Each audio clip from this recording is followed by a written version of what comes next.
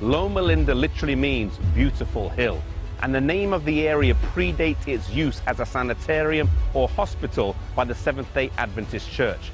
Purchased in 1905 as one of 3 medical institutions along with Paradise Valley and Glendale Sanitarium, they added to the 26 sanitariums that the church already had at the time. Medical work was key in the early days of our church and was something that people sacrificed greatly for. In 1902, Ellen White predicted that properties would come on the market in Southern California far below their original cost. Paradise Valley was originally priced at $25,000, then reduced to $12,000, and finally purchased for just $4,000. Glendale Hospital was priced at $50,000, then it was reduced to $26,000, and then it came down to $12,000.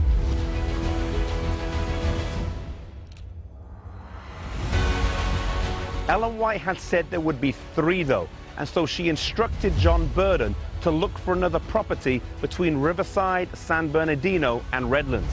He found a 67-acre property that was on the market for $155,000. This was far too high. Later on it was reduced to $110,000 and then $85,000, but this was still far too high. The General Conference had just put in place a no-debt policy and they could not help out. Eventually the price came down to $40,000, a very good price as it included 31 acres of grain land, 22 of alfalfa, a vegetable garden, an apricot orchard, a barn, several cottages on the hill, 3 of which are still standing today, and $15,000 worth of equipment and supplies. They had to make an initial payment of $5,000, and then 3 monthly payments of $5,000, and then the remaining $20,000 at the end of 3 years.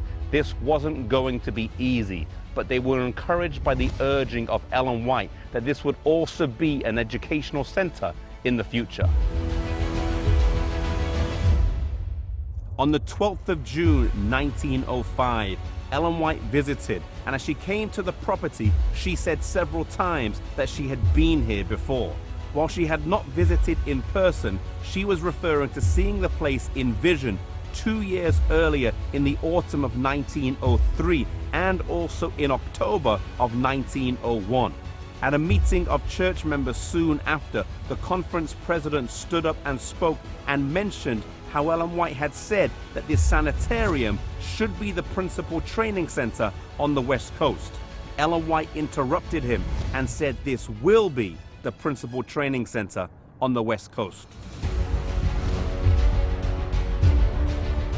Each month when the $5,000 needed to be paid, it was a struggle, with church members across California making huge sacrificial offerings.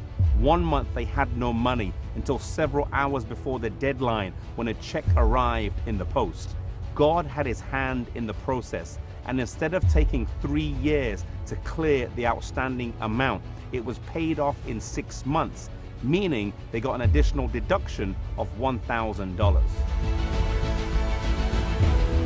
Over time, the institution would grow to include a hospital and a training school, which would later become a university, and in recent years, a children's hospital has also been added. One of the early names of the institution was the Loma Liinda College of Medical Evangelists, showing the link between evangelism and medicine. Many missionaries have gone out from this institution over the last 100 years to mission fields both here at home, but also many to abroad. The medical work is to act as the right arm of the gospel, supporting the gospel work of the church. God needs medical evangelists today who will use their medical skills to further the message and reach people in their time of need. Today there is a need for people like this to go all over the world, to places that might seem risky, to war-torn countries, to minister to those stricken by poverty, to the young and the old, as well as the wealthy and those who see no apparent need of God in their lives. The medical work breaks down barriers in ways that nothing else can. If you are in this profession or God is calling you to this work, then may you use your talents for Him in this way.